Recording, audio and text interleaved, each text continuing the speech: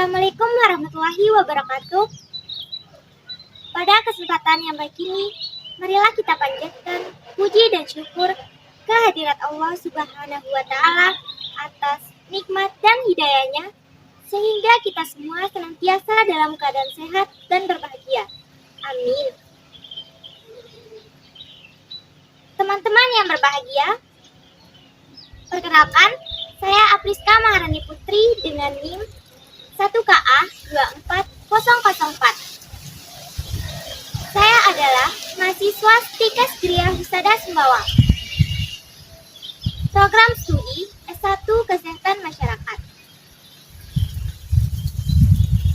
Hai semuanya, terima kasih sudah klik video ini. Berarti kamu punya keinginan buat jadi lebih percaya diri saat berbicara di depan orang banyak atau di tempat umum. Hari ini kita akan membahas tentang sesuatu yang sering banget bikin kita nggak percaya diri. Apa sih itu? Yaitu ngomong di depan orang banyak atau yang biasa kita sebut public speaking. Dan nggak cuma di atas panggung, public speaking bisa terjadi waktu yang pertama, presentasi tugas di depan kelas. Yang kedua, ikut lomba pidato. Yang ketiga, ngobrol di rapat organisasi. Bahkan teman-teman, waktu kamu bikin konten di media sosial. Pernah nggak teman-teman merasa kayak gini? Udah berbicara panjang lebar, udah susun materi, udah mikir keras, tapi pas kamu berbicara, orang malah kelihatan bosan, gak fokus, atau bahkan gak ngerti sama sekali apa yang kalian bicarakan. Padahal, isi yang kalian sampaikan bagus atau sesuai dengan konteks. Tapi kenapa gak ada yang benar-benar dengerin? Itu pernah saya alami juga, sampai akhirnya saya belajar satu hal, yaitu konsep 3V dalam public speaking.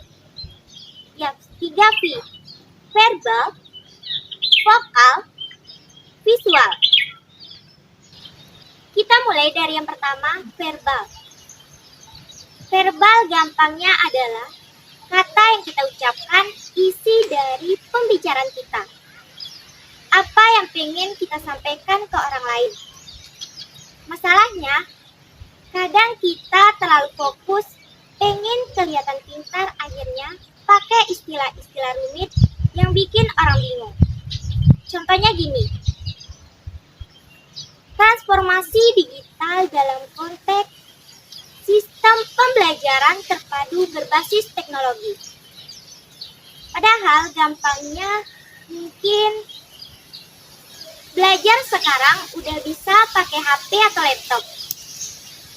Jauh lebih gampang dipahami kan? Kuncinya di sini.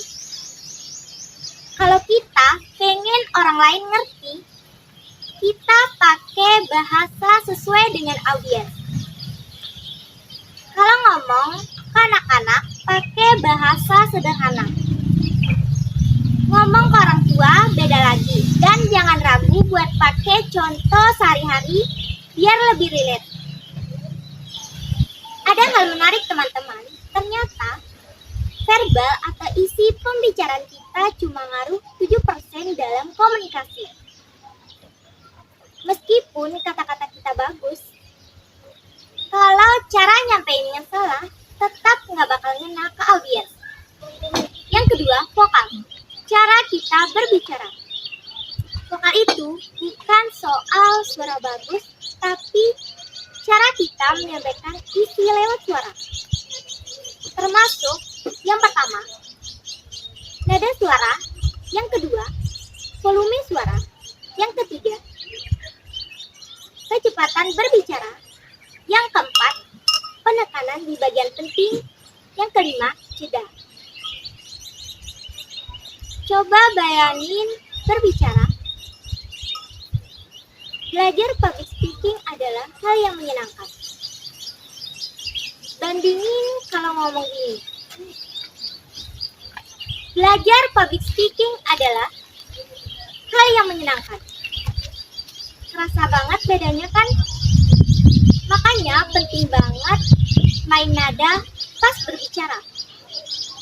Yang ketiga, visual. Cara kita tampil. Visual itu adalah cara kita terlihat saat berbicara di depan orang banyak atau di tempat umum. Bukan soal kita cakep atau enggak teman-teman, tapi bahasa tubuh kita. Dari cara kita berdiri, ekspresi wajah, penekanan di bagian penting, dan energi yang kita bawa. Misalnya nih, kamu bilang, saya percaya diri, tapi postur tubuh kamu bungkuk, mata ke bawah, tangan di kantong. Orang pasti nggak percaya teman-teman, tapi kalau kamu berdiri tegak, senyum, mata mengarah ke arah audiens, tangan terbuka, itu baru kelihatan meyakinkan. Teman-teman, visual itu ngaruh 55% dalam komunikasi. Artinya, audiens udah menilai kita dari cara kita berdiri dan ekspresi wajah kita. Makanya penting banget buat jaga. Yang pertama, postur tubuh, jangan bungkuk. Yang kedua, kontak mata, lihat ke arah audiens, bukan ke lantai. Yang ketiga, ekspresi wajah, senyum. Yang keempat, gerakan tangan dengan wajar. Dari pembahasan tadi dapat disimpulkan bahwa pertama, verbal. Kata-kata yang jelas, gampang dipahami, dan sesuai dengan audiens. Yang kedua, vokal. Suara yang hidup, gak monoton, ada penekanan dan emosi. Yang ketiga, visual. Tampil dengan percaya diri, dengan ekspresi dan bahasa tubuh yang mendukung. Dan ingat ya, public speaking bukan soal bakat, tapi soal latihan. Kita semua bisa belajar bareng-bareng.